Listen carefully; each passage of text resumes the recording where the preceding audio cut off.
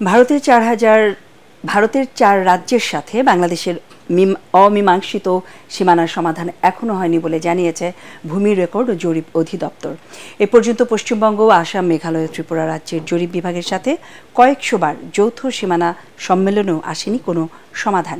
রাজধানীতে এক অনুষ্ঠানে ভূমি উপদেষ্টা ব্যারিস্টার হাসান আরিফ জানিয়েছেন, নকশা তৈরি করা হলেও আপাতত সীমানা সংক্রান্ত জটিলতার নিরসন হচ্ছে না। রিপোর্ট করছেন ইমদাদুল্লাহ বাবু। স্বাধীনতার 53 বছরেও সমাধান হয়নি প্রতিবেশী দেশ ভারতের সাথে অমীমাংসিত সীমানা সমস্যা।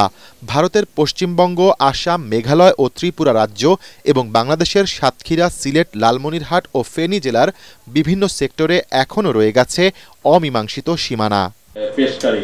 রাজধানীর ভূমি ভবনে অবহিতকরণ কর্মশালায় জানানো হয়, সিলেট সীমান্তে কুশিয়ারা নদী এলাকায় 32 কিলোমিটার সীমানা স্থিতিশীল ঘোষণা করা হয়েছে।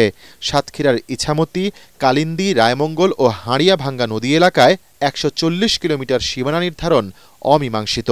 ফেনীর পরশুরামে মহুরী নদী এলাকায় 2 কিলোমিটার সীমানার কোনো সমাধান মেলেনি। রয়েছে লালমনিরহাটের হাতিয়াবান্ধার বিলুপ্ত ছিটমহল, বুড়া সারডুবি হস্তান্তর সংক্রান্ত অমীমাংসা। এসব সমস্যার সমাধানে ভারতের জরিপ বিভাগের সাথে কয়েক দশকে মোট 503টি যৌথ সীমানা সম্মেলন হয়েছে। অধিদপ্তরের মূল কার্যক্রম হচ্ছে সীমানা নির্ধারণ, সীমানা বিরোধ নিষ্পত্তি, যৌথ সীমানা সম্মেলন আয়োজন, আধুনিক সীমানা বাউন্ডারি নির্ধারণে যুগোপযোগী প্রযুক্তি ব্যবহার করা, অভিজ্ঞ জনবল না থাকা, অবকাঠামো যানবাহন সুবিধার জন্য পর্যাপ্ত আর্থিক সংস্থান না থাকা, এগুলো ছাড়া আমাদের কাজ করার ক্ষেত্রে চ্যালেঞ্জ।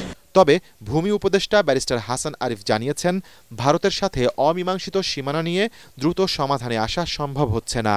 আন্তর্জাতিক সীমানার বিষয়টা আরম্ভ হয়েছে কবে? 47 সালে। তো 47 সাল থেকে 24 কয় বছর? 52 বছরে না, 70 বছরে হয়নি। সেটা আমরা 7 মাসের জন্য সমাধান করে দেবো, চলবে। বাংলাদেশ ও ভারতের মধ্যে 3 দিক দিয়ে মোট সীমানার দৈর্ঘ্য 4156 কিলোমিটার। ইমদাদুল্লাহ বাবু, ATN বাংলা, ঢাকা।